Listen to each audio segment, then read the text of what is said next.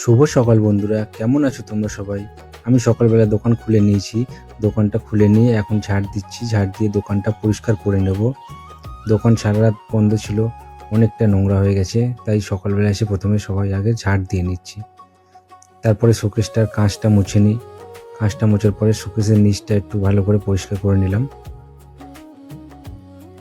তারপরে দোকানের বাইরেটা একটু ঝাড় দিয়ে পরিষ্কার করে নিই, কেননা বাইরে রাস্তায় অনেক ময়লা থাকে, যেটা দোকানের সামনে অপরিষ্কার লাগে। যার জন্য এটা আগে পরিষ্কার করে নিলাম।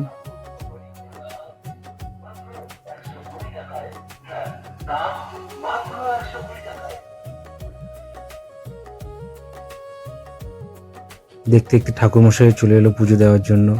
ঠাকুরমশাই আজকে একটু তাড়াতাড়ি চলে এসছে, তাই নিয়ে বলছিল আমাকে যে আজকে একটু তাড়াতাড়ি চলে এসেছি, তোমার লেট হয়ে গেছে। তারপরে আমি দোকানের বাইরে একটু জল ছড়া দিয়ে নিচ্ছিলাম।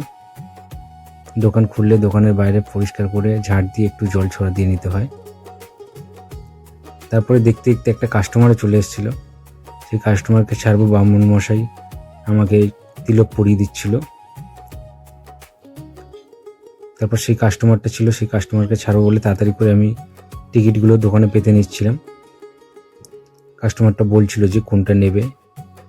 তারপরে কাস্টমারটা যেটা চাইছিল সেটা ওনাকে দিলাম। দেওয়ার পরে আজকে সকালের প্রথম বউনি ঠাকুরের নাম করে প্রণাম করে নিলাম। নিয়ে ঠাকুরটাকে প্রণাম করে ক্যাশের মধ্যে টাকাটা রাখলাম। দেখি আবার পরে কখন কাস্টমার আসে। তারপর রেজাল্টগুলো লাগিয়ে নিলাম।